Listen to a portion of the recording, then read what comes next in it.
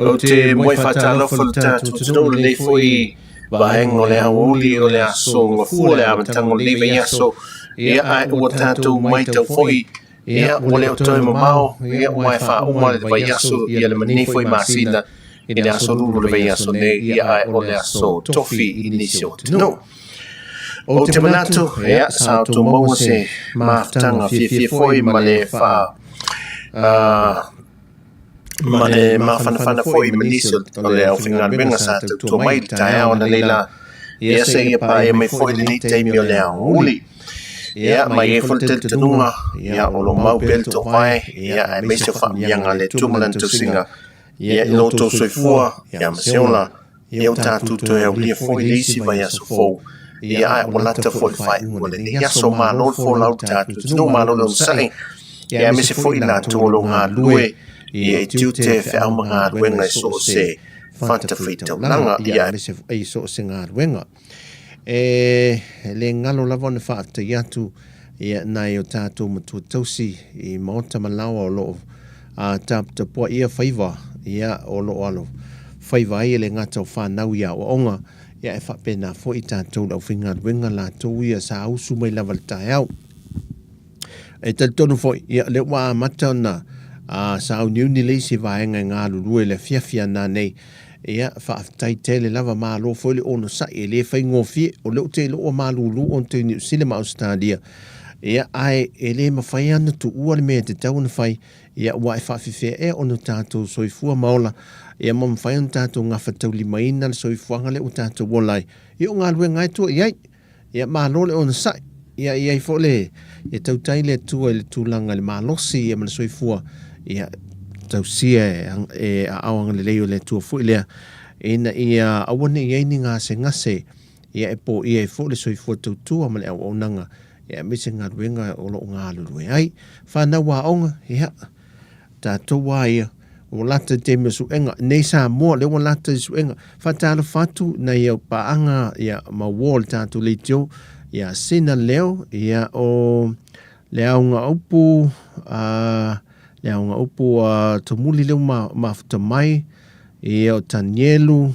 ia la tau ia Rocky leo mafuta mai whamdia tele le tua mai Australia o tele ilo i Australia po la fu e malulu la tau ia Brisbane ia masini le mafuta mai la tau i se matamata iyo o tele lo atonu la fu malulu la tau i o wai a fu e New Zealand o malulu tatou i nei lai Samoa vivela o le vela yo la e fala a mapule la lo si paulo foi lele ele na o tasi le la au o la au foi tele na e la ngona lo le maluma na ia hio sau o le savili o nei la tal fa tai taulanga ma nei le vela le la tu langa le mo o nga luenga ma tiu te foi lele la masinga le tunu ia ele taulanga ne o ka ese tum o le isi me finga tal taulanga le te mile nei ma le tau sa elingo sau le paka o le taavale le tele o taavale afi ia sa mo sa wanga i le tate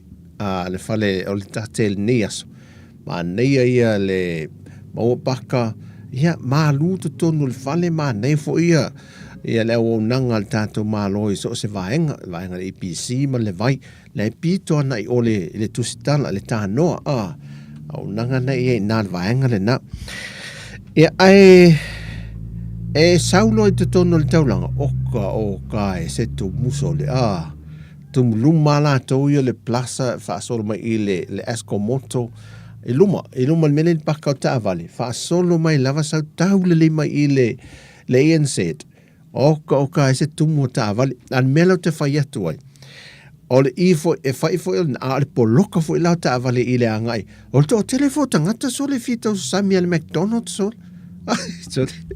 ia malo e mania o ia lai nei e fo nei vainga sa fate tali ona le la le lua fa pe nei la walu sa fu e fai ai le feilo inga la mato la utistala ia manipulenga al tato nupi fa ia foi le o tatu tupe e te whaanganga mo le mana i monui o tatu tangata ai mise lau tangata whingaruenga ia ia oiso le fai mai ata ni makua malu lu foi Brisbane la tau ia Ia, o le tōlua ia afu e whēlua i palangeke fo i lele le aso a. Ia, ai, o māsani la o tau, ia ai mō tātou la ni sa, mo e malangat, oi sori, whawhinga tātere la mō tātou i malang whatu a malangat, ui o le. O le la o mau mai le se pepo whaamtalanga fo i le whatu patopi le tātou ofisa le sa au mai nei. Ia leo wha i loa mai ai le tūlanga o le o tū mau wai pe o tūlanga le sa popo e eita au fil tātou tunu. O le vaenga fo i le whape onu tāo fiai ia nono ngā tupe la iti. Ai meise o nei nono ngā tupe fo i le anga i le tātou tunu. Mō āmatanga o tausanga te itasi fo i le so soani pidi a onga o whāna wa onga. Ia a o lea la ua mai, wale ai la se press conference po se whātalanoanga lea whelo inga lea le autustala ma le pūlenga le tātou nupi wha. A le la ua au mai se la tau tusi whaanatinati fo i le whaailoa mai ai le autustala ma le tātou tunu. Lei o le tu mauala ia nono ngā tupela aiti ia. A olo o iai nai vaenga o tu la fono lo fe liwai. Ia se taimia na whaailoa mai lea o ia fesuia inga. Ia, o se tūlanga le reina, leo toi vai, toi whaafia ina i tātou tangata nei lea oli. A o nei foi la le tolu le fiafi lento e tolu mai e sa tu o le lua foi. A o nei la le tolu lea oli. O le ua i fanga, o le ua te tala ai le sauninga foi le tātou malaiva a le whangali. O le lato e te tala mo fe malanga inga anga i le vā ma le motu i sae tutuila. O le fufanga la le mai tau atu, o le la lele, me le vaa fo lele al tātou mai o le malai vaa lele. E lele mai la e sau anga i le teimi tonu, e te tala i le malai vaa lele ma ua umale e sau nuanga au tū. Ia ane minsta o ngā ruenga te tele, e le fionga olo a fuafiti vaa ai, ia masui o le kāpeneta ma le au wala au liela iei. Ia ona toi malanga me lono le tātou vaa lea, se e i le tātoa. Mō le toi wha te talai nai o le tātou malai vaa lele le whangali. Sau ninga la nai pe ana vaa ia toi lungo pe po wha amtalanga leo wha amtu mai le tātou malo. Ia sau ninga i le so. Ia tātou tā lia ia lupe o maunu le fo i fo whanga le tātou tunu. Ia mesel whainga malo. Ia o lunga altu langa whale pena au mai e se temi o sola. Ia urua i pe po wha amtalanga. Ia o wa umana whei loa ai. Ia le fio anga. Ia mese fo i o le fionga le minister. Ia ele tulang fole wa iai le manlianga.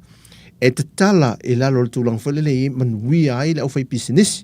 E man tofa le telo fole o loa o taxi passes o taxi la iti sa iai ina le vaenga le na. Ia na matuan tau fia mta puni a tofu ilea. Ia ina ua te punila tato malaiva alele le whangali. Ia o lalo ani mafua anga sa au mai foi. Ele afio anga lava lātou i o whangali ili. Nā teimi la le tui tarnoina o maa e ona o lofo insi le fia le tātou tunu ui o lea.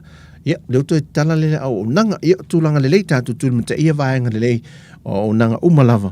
Ia, mawhai ona mōse manuia mo le tātou tunu. La tui whawhai ngō fia fo la mo i nei tala whātai a pia. Nana malanga tui whangali, ia lele loanga ia. Amerika Samoa mantola o i whangali.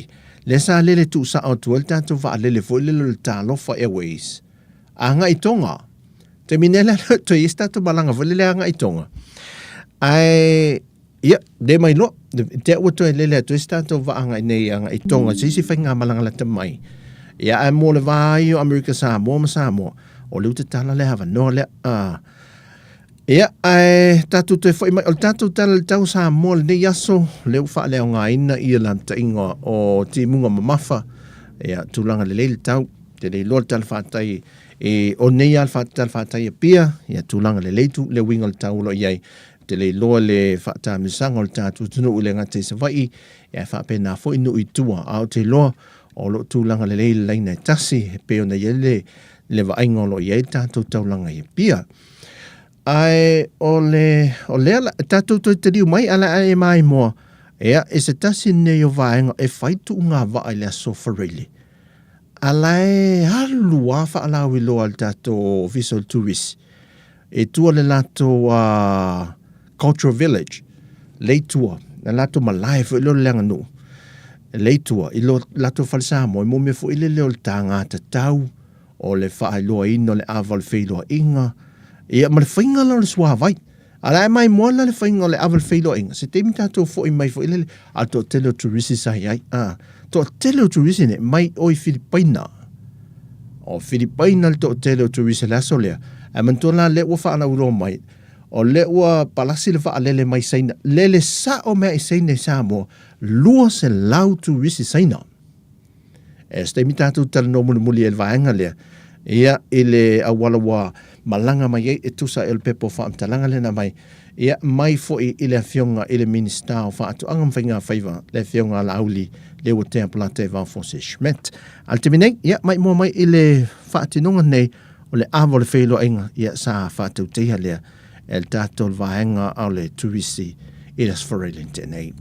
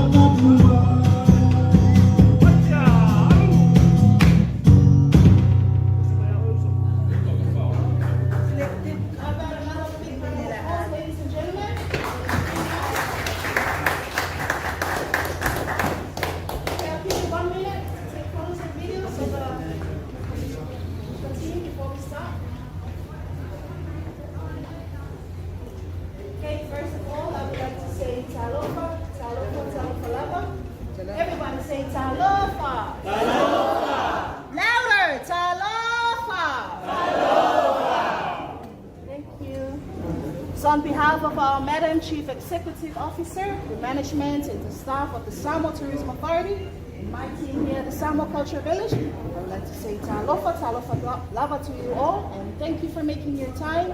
Thank you for joining us today to learn and to experience more of the Samoan culture and how we live in a Samoan way. First of all, I would like to thank you. Okay, what I'm holding here in my hand is what you call the kungase, or an ava plant. It takes 2 to 3 years before it's mature enough. When it's mature enough, you just pull it off from the ground, cut the leaves off, and then you put it outside the sun. So after 3 to 4 weeks, and then you just take it and ready to use. So how do you use it? You just cut the bottom part off, smash it into a foam of powder, and mix it with water. And that's how we get our ava here. Speaking about the formation, please be quiet. Speaking about the formation, the lady who's sitting behind the ava pole, that's what you call the taupo, or the daughter of the high chief, within the village and within the community. And that's her main responsibility, is to mix the ava with the water. The 2 gentlemen that's sitting beside her is the guardian of the ceremony, or the angai o le tānoa. The man that's sitting far on that side, he's the one who's gonna make a little bit speech of thanking God for bringing you today, and thanking God for His divine protection upon each and every one of us today. Later on, there will be a cup that's serving around. So once you receive a cup, you have to say the word manuia. Everybody say the word manuia. Manuia. Manuia. Manuia. Manuia means blessings or cheers in Samoa. So when you receive your cup, you have to say the word manuia. One more time. Everybody. Manuia. Manuia. Thank you. Any questions before we start? No? Yeah, that's one question.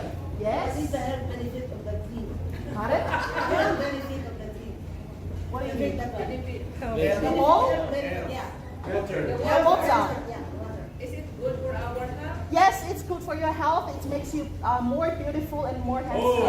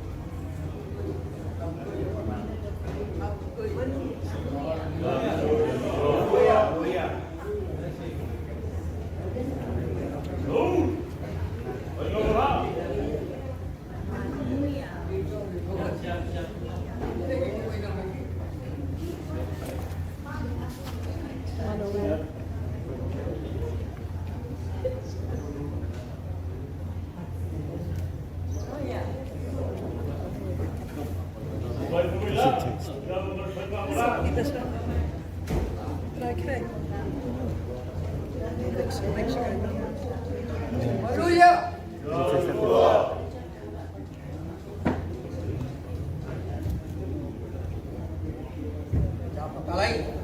Next stop, people from New Zealand.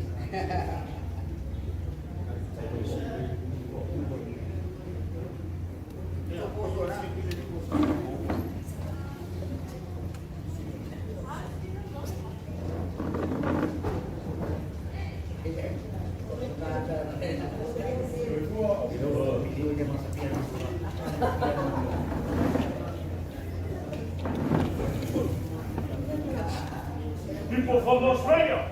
Everybody know what was going on?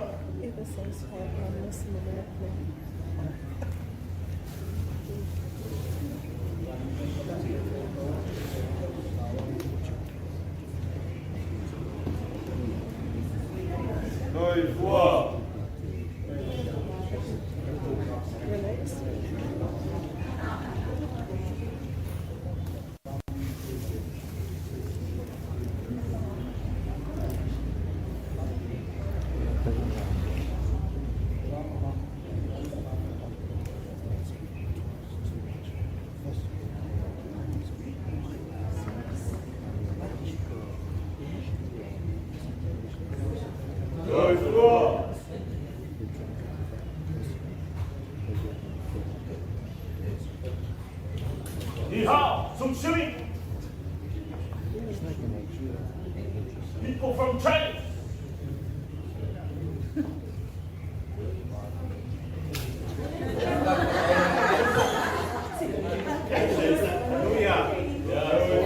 God bless Samoa.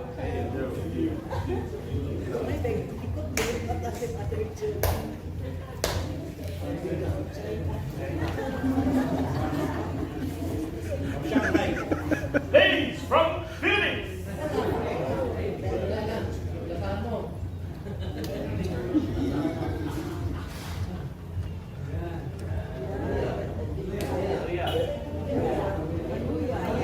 Hallelujah. She said hallelujah.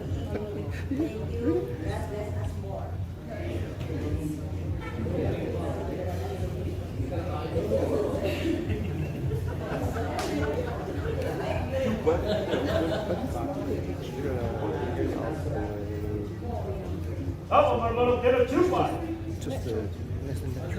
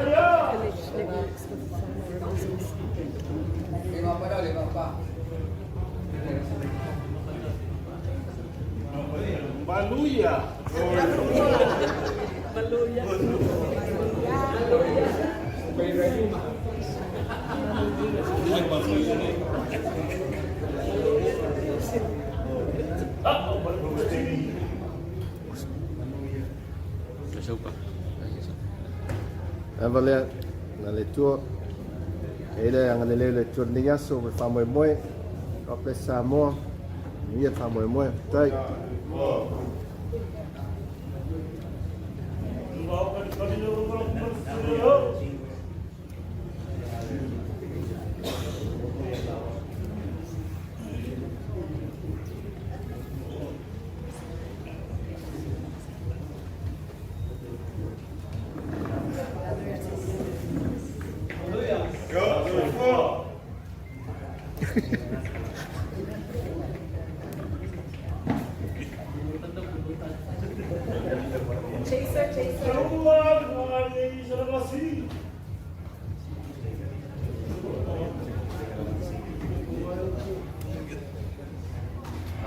Hallelujah.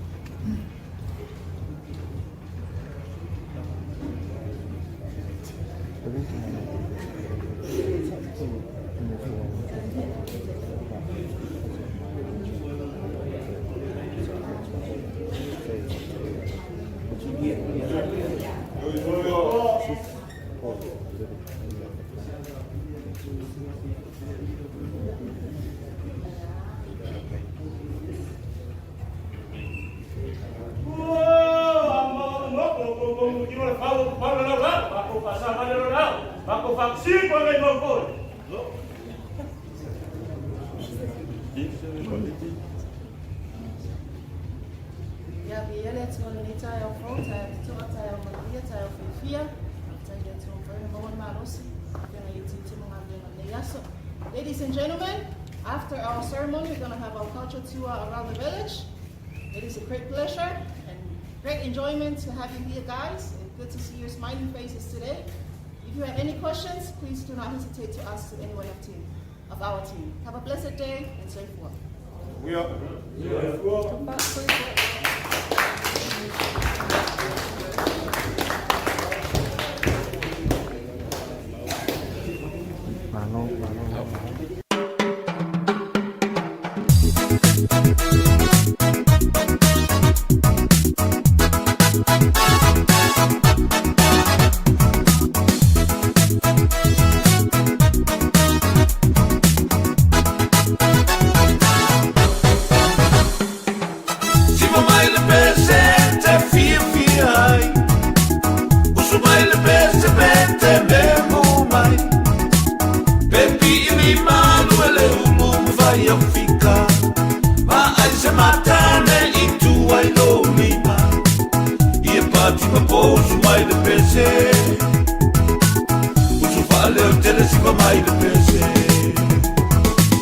Se o fia ina pese mai ya, se o fia sima fa amana ya, o le sima Samoa ma fiwa palani, fitongi a iyo lima pe ta fi pasi, o pese le mu ma pese ma vave, le alua lima pe a me ta vale, pese a walofo ma pese wosi. Alunga i le tau au pei a e o ti Siva mai le pese te fia fia ai Usu mai le pese pe te me mo mai Pepi iwi malu e le ulu mwhai au fika Ma ai se matane i tu ai no lima Ia pati ma pousu mai le pese Usu whaale o tele siva mai le pese O pese atulu uma pese palangi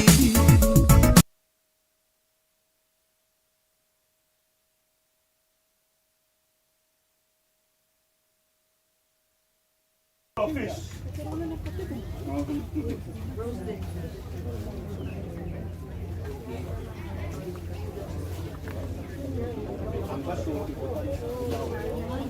Yeah. Protect and the well looked after the family. The lady spoke to a salmon family, has to be served and well looked after. The bad thing is you see your sister doing the cooking and then you go play volleyball or play rugby. The bad thing here in Samoa. But your role, the man's, your role, protect the family. Every hard work owned by the man. Boys, if you want to help, boys, come and help. But this is the man's job.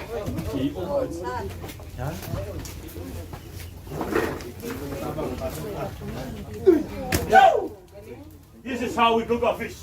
Okay, but now take a photo. But in your country, if you can't take a hit, what are you guys saying in your country? If you can't take a hit. If you can't take a hit, what are you guys saying in your country? Get out of the kitchen. Get out of the kitchen. But here in Samoa, don't say that. If you can't take a hit, you're not a man. The only reason why I'm not helping my boys is because I'm telling you what they're doing. He's not a man. So those are rocks? No, it's cotton.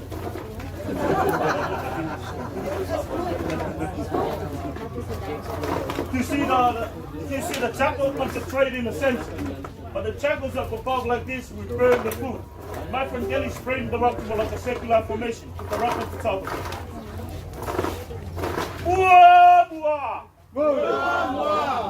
Okay, guys, I want to say whoa, you guys say whoa, alright? Okay, let's try one more time. Whoa! You guys say whoa. Okay? Whoa! Thank you.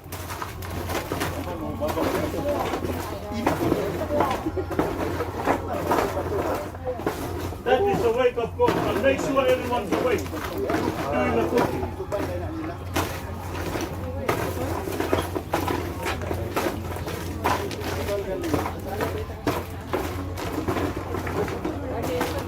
My friends from Philippines, I'll say good morning in your country, in your language. Magandang umaga.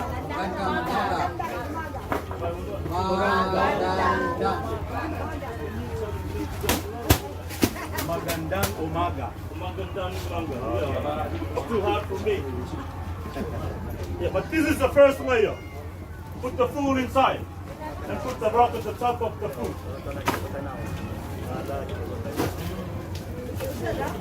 Boys, you want to help? Come and help. Yes. Wherever you want to help, more food. Okay. Boys, come and help. This is the man's job. Ladies, you want to help? There you go. Put the rock on the top of the food, man. The hot pot.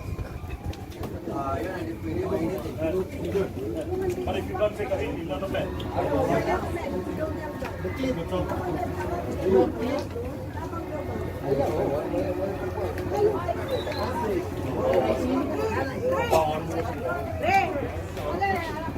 Taman mata nih.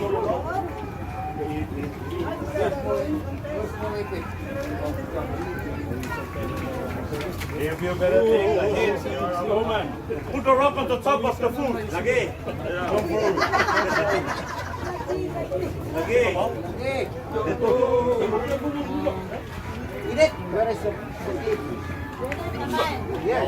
Try. Hit mo lang. Yeah. Wasn't telling you before. Take your shoes off. Put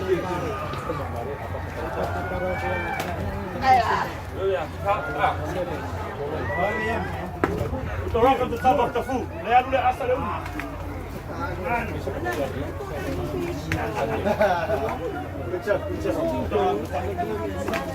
Okay, enough. It's hard, eh? You're not a man. You leave the hot. I got them ready.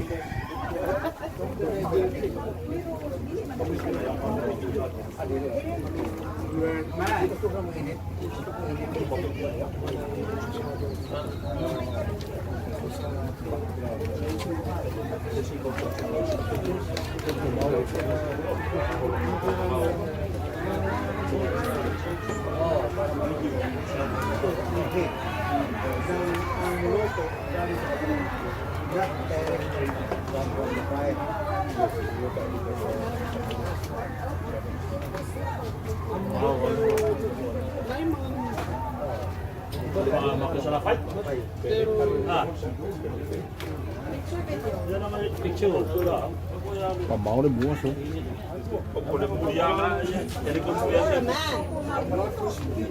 Okay, but this is the first layer.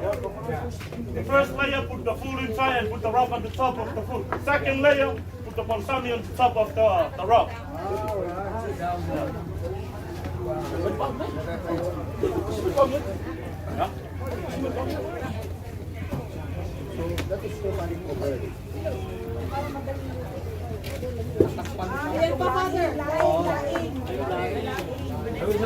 Yeah.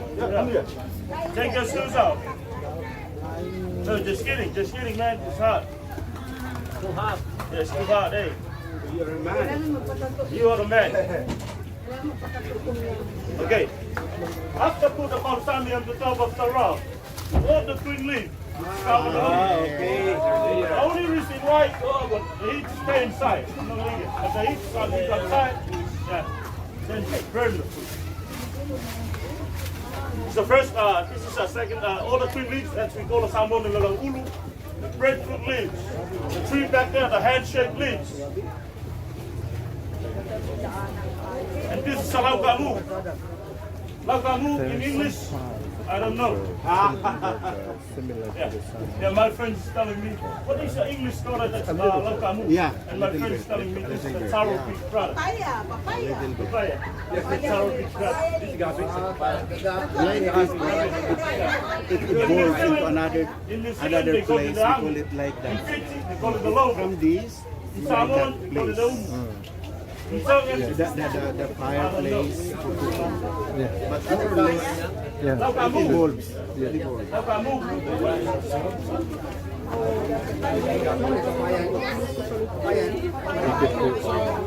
Around the leaves just to keep the heat Yeah, it's actually called a salmon in English, papaya. and make home. It's covered over.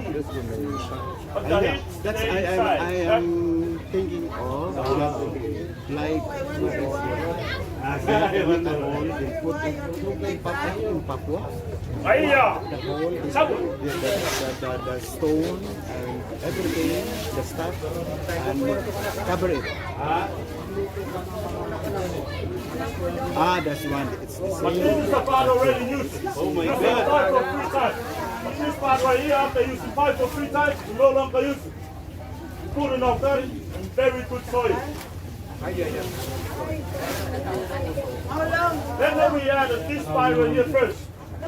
Once you add first, then we burn.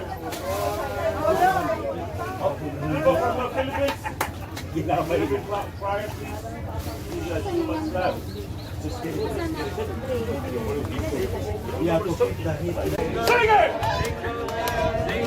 Yeah, sing it!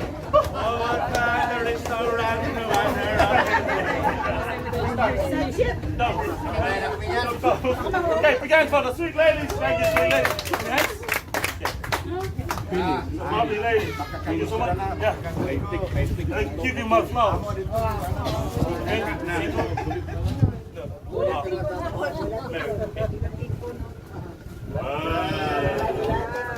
Okay.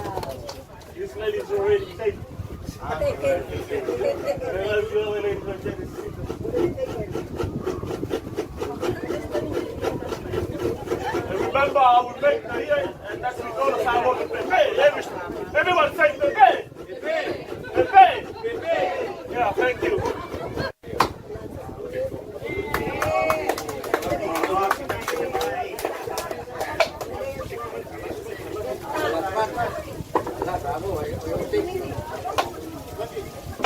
Please, what are you doing there?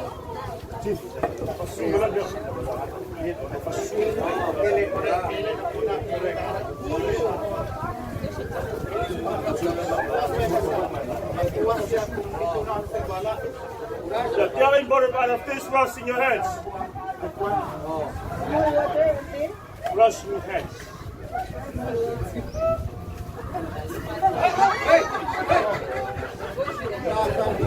Sorry, it's raining. It's so sorry, but it's raining. Raining. It's raining. It's raining. Raining,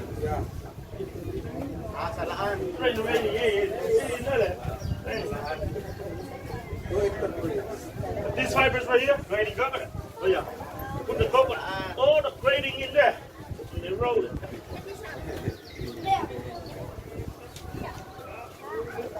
Need 2 volunteers. Come in the front. 2 volunteers.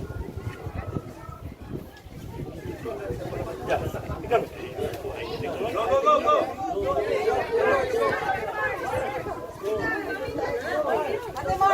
Don't worry. Hey, don't worry. Come here.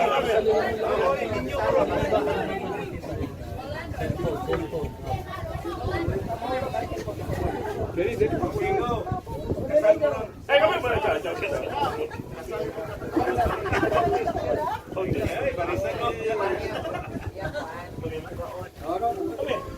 Don't worry.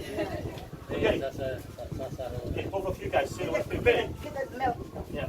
Say the word Pepe. Say the word Pepe.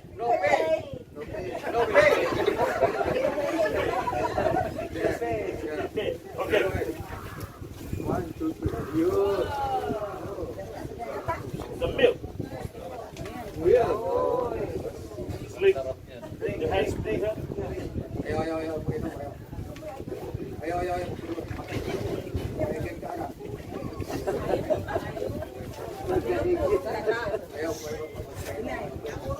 Wow.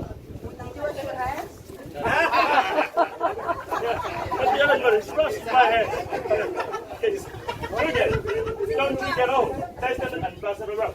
Drink it. Ladies first. Taste it.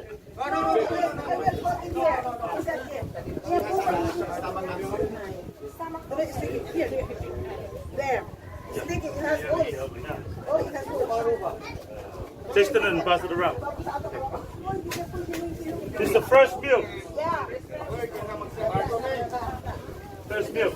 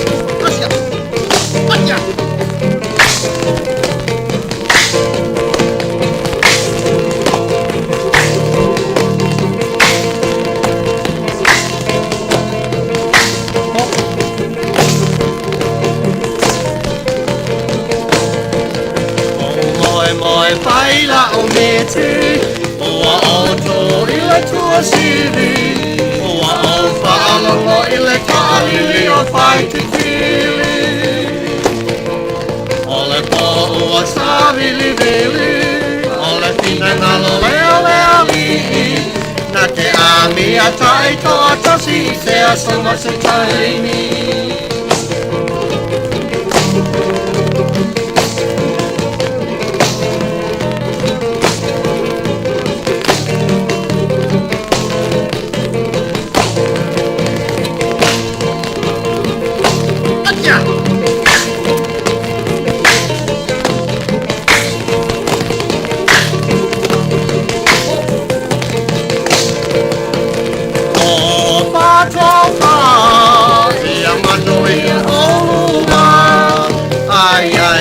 Malatai tota si pea ilunga Tula i masama livali Ile wala au mai ile langi E ai o nia sa tātou te toi wheilo ai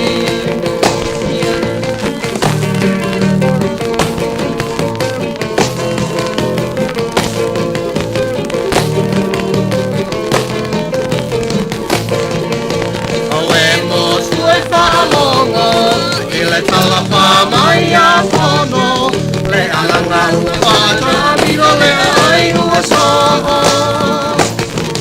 Ua soho i ole ala soho Ua soho i le kama moto Sa lo te male mali e pele ua mono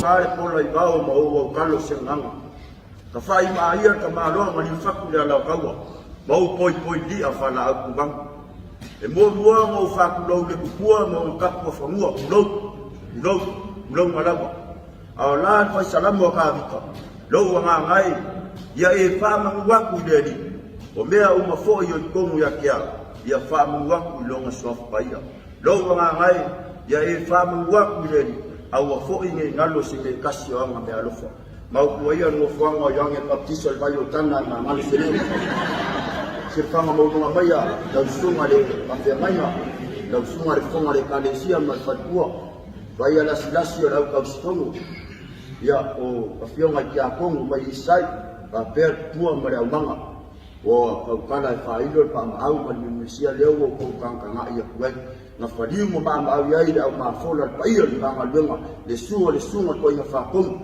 le sunga ko inga ma fatua go fo sunga pa fe ngai mo da ko fatua fio la fionga kia ko inga mo fatua ai al pa ia la silasio la uskongo mai pinselangi soki sila pa ko mo le la kan fai fola fa ai ya ngau ko kanga ai ngau ia ia la balabo solo ka ini wo ia mal teket wo ia mo shampoo ya wo ia ma sport ka ini ma le laxmal project ya awo ia ko pusa sai mini awas ma lu ka ya o ma lu lo le awo ia ma se le pa ia o ke le lo pe fia la fa ke ai le pa ko te ku si pa ko tai de ke pa ko tai de ka lo so tu ma ma mia pa ko le fia mo sa ke ya sta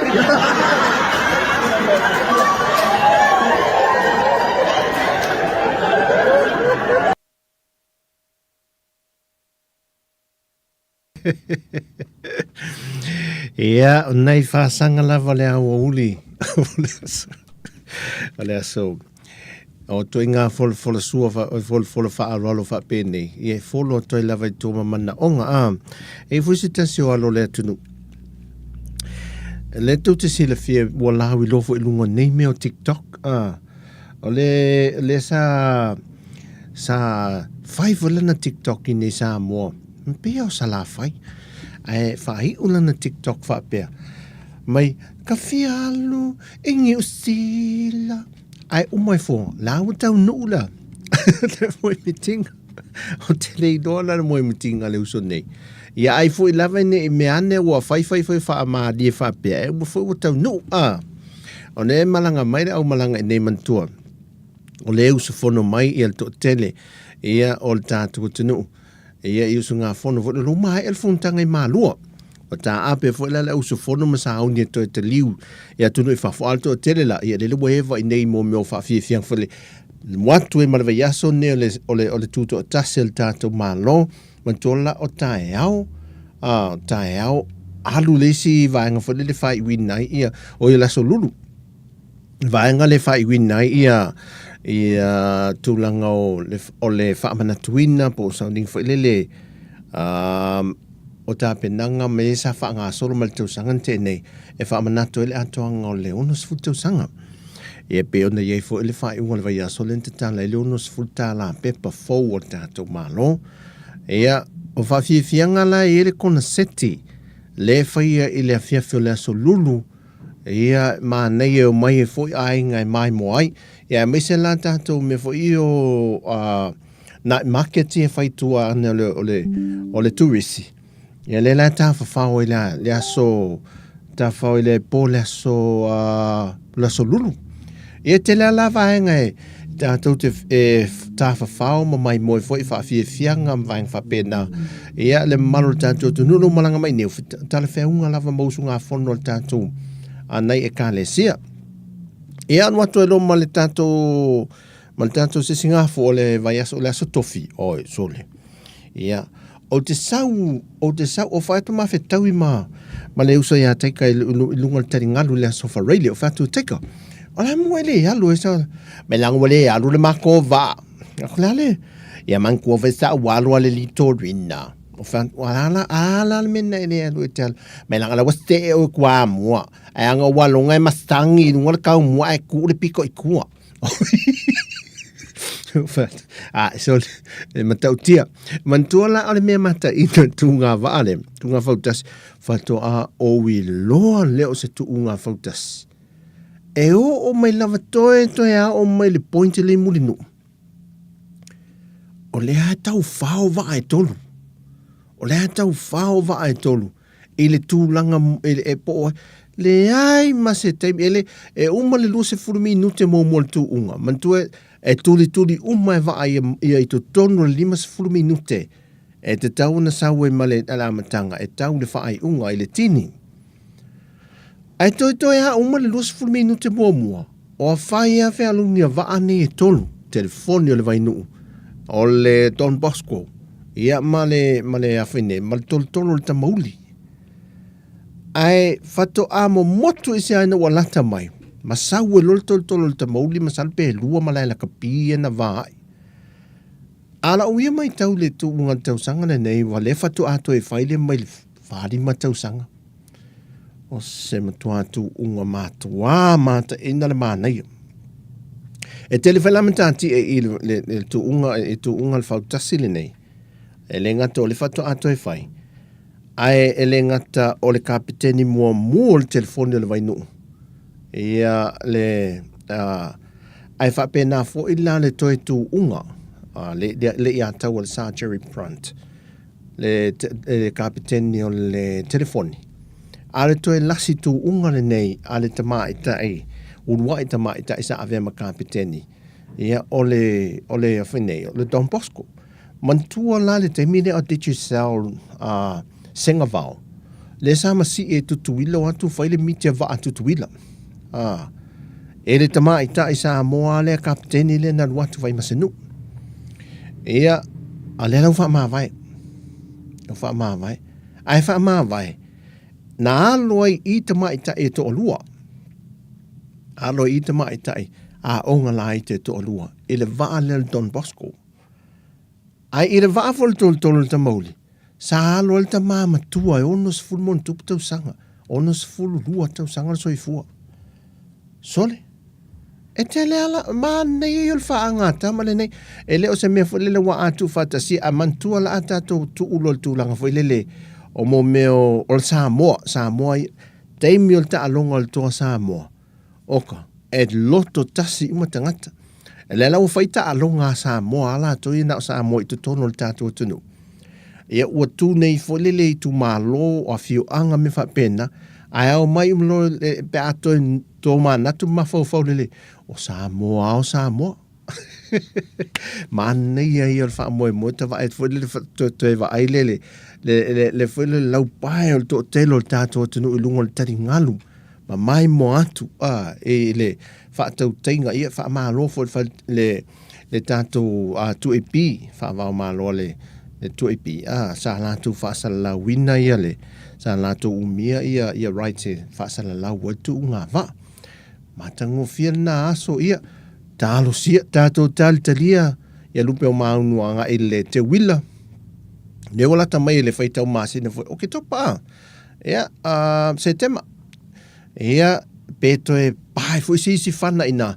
Ia mo se si fwe tu unga whautas. E vesiri la. Wha mata lai to iai la a tonu. Talo sia ai to e wha o popo me manisi whautas. Ia peto e whau. O le isi lo la asanga ta te mafo whau ye. O le me ilo tātou nga ilunga o whausanga le leia whaipa class mtau tia ia Amerika Samoa. E mo e tangta, ia tātou te mawhaia fo ia e tama whanau o tātou a whionga. A wa tama lai, e mi noino fo. E mi noino fo o tama fo ia. E mana i fo e me ia tu iei leisi tātou la asanga ia e mana i al tātou a whausanga Samoa ia sa tu e ne mantola le telefoni le vainu.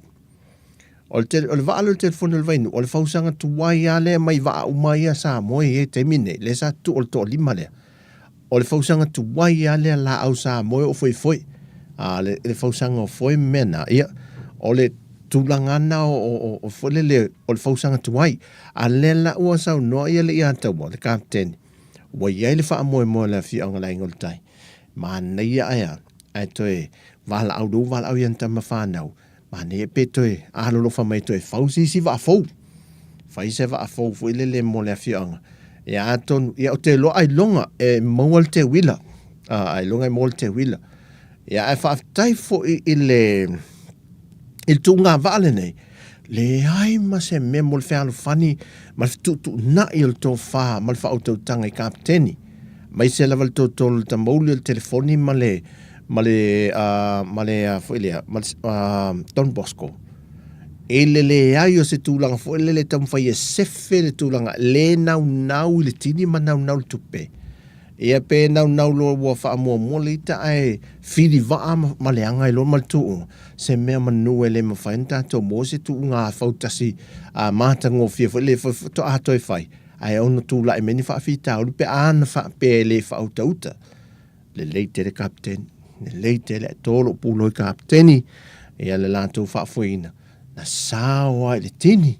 Ia sā ta itasi o malawa. Ia. Man wia le wha moe le asa wharei le lātou wia. O le whaale sā tātou tala noa i mo le au malanga le wha pe lua se lau i le au malanga mai saina.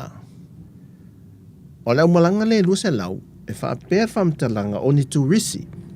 Le whamtalina e le whiunga le Minsta o whaatoang. O ni turisi. A mai ala i lalo o le malanga tu sao lea, o le malanga tu sao whaapea. E a mai o se tūlanga e una ia ai le tamau ainga e fuile le tupe maua faltan malo. E le ngata faltan malo fale fuile le tumata, fale mata whanga fuile beach fales, hotels, e na i se lanto tupe maua. Ia pe o se whaato sina fo ili lenga le malo se ine fso swani mai ei. Ini awale fso swani mai ei toi ati ai. Man tola tato le tani malo le tau sanga fo. E le la i titi le tani ngā malo le tau sanga fo. E le la i titi. E matua te lea. O lea e va ai. Po lea le tāpena ngā sā moe tūlanga i accommodations. E le ngata i nei. E te tau on tu tusa i nei. Ia masa vai. Masa la fai tūlanga o faltan malo fale aptanga. E tali le iei te tau una wha le leia tūlanga. Sa iei faltan malo lau le ta ualingoa. Sa ual watu i sa la fai lata mai nei. O una foi. O le mea te whātuai. Ia e leanga le foi le wha alo. Ia e lea foi tūlou lava. Ia tamai pusa isa sa iei ai pe. Ai tango to e matala al ta punia. Ia pe le pusa isa le na. Ia o tūlanga fo ilele e tutulu le isi pito. E le ola le auli sa iai. Ai whapena. O noinga te tau na whaale lea o mamene. A wā te whai ato. Ia le whai sa walu nanga e sa whai le lua vesta ruai. O lea whatu lau tala. Tumu o mai le aise whaletale malo e tal whata isa lolonga. Na mo se hawa no. E o ita a vale car rentals. Nei se mea. A o tātou lava tangata. Tātou lava tangata e malanga mai. E tau mai ai e le i tai ia lava tātou whaletale malo. Pe ao o nei la ina sau umale sedia le onu afe o malo. Ia, malo la na mo le fontanga la tau ia. Leo whaatulanga mai sedia ma le onu afe. O le fisidi, whaafewhea la isi tu risi, ma o tātou lava tangata malanga mai e fia nofo e whaletale malo. Ia, o le melo leva vai e lo tātou te mini, ai. Whai lo ma tātou whale nofo tutongi fo i a. Whau lo tātou whale nofo tutongi fo i whale ai. Tua e whau whale li whaapotu lo wha e malulu, whaatau le muenga, a whaatau wa i lo mea ia ma a. E whatu e fo tā pena pen, a wa o le a sau tātou tangata. O le a lava le me maua. E alua ai ai e talia le me nai no fwai. E surua no fwai e le whaapea e langa o lefi e maua se no whanga no fwai. Ia on ua tumu tātou whaletale malo. E o fwai tātou ai. Te miala le ne na e me whaapea ma whaaulusi na whaisina lai sene fo ilelo le nafa le tasi pe lua. Ia mo tari ngā malo la ia ma amata isinta mai pisinisi lai titi fo. Ia vai lai to inga me ia ma nei mo tātou tāpena pena tulu le temi ne ale mo le la afa tau sanga. Ia ngai tau sanga fo. Ia wha totole niu ia vai e wha sefe le fua le niu wa ale niu wa la le me leo lea. Le vai ia leo le amatua alu telo le tātou niu. Io tātou maketi fo i o whala au tau whaisua ma whala au tau mawhamata. Io le tamala nala a tele nel tātou tupe maua. Tamau tātou tamai maketi fo i le. Io le mea laua a matalo to tō tātou. O nai tātou atunu. A mata to tō le tamato o le kukama me whapena. Io na whailolo tamai stol. A whaili whaise stol molo mauta fo i le. Ia whailo tamai. I nei a tātou. Wala au mai tātou aingani. O ane whaise tamai whale na le lumai. Whai wha au le lei, whai wha amaneia. Tu se wa le la pe ai mai se lava ta whaala fo ile le sau mwen malai wa ale langa inei. Whai wha amaneia ta. Ai se whai wha se tau vanga. Maneia ai whai se tau vanga o stalls a inga. Iau ta whala, ta mai maketi e ta whaala. Ia mauti noe matua i le lei o na whau, le lei ma au le lei. Ia au le lei le te ungo ta mai stalls ia. Ia tū whaamana neia mai tamato, tū whaamana neia mai maukeni, pepa tamato, o pi, paeng whapena o esi o avoko sa salapa, whaipula, paeng whapena o e fola, whai lapo ai manei ai whai se tau vanga, fo ile sisire, fo ile tato vanga o tuis, whai la se tau vanga, mo le vaenga i e poi lalo le vanga o whaatuanga o maketi a la iti e ta whaala. Ia po ai le market mtua le leo na teu fa le langa le te me ane o ti ane le tupo sa le sa fula wala malato mai tau malo pertani oka se ma le anga le tunu ia o tato waia ele le ia ma tu mama fo le o tato lu ma fani nei tato tunu e fa pe na o tato tangata emisiala se e tolo lai nu itua ia masala fai o nu o matua le leo na tu mama o tātou tangata fo ilele e ita tele lo matua e atua lea e se pepa fo ilele se o tauta i lunga leo neone ma lunga lea wala e wala au atua e tamoe ta lau la pisi e o a onga me whapena oka e nei vaenga nei tātou te wawa ai mo le tātou taringa malo le tausanga fau e a mo le te minei e o nei vaenga nalu o te lolo to i titi umar sau ninga fo ilele tala alo e ina le tātou malai wa lele e whangani ai sumela i nei mai ia nana saua i nei pe fa pete malanga me America Samoa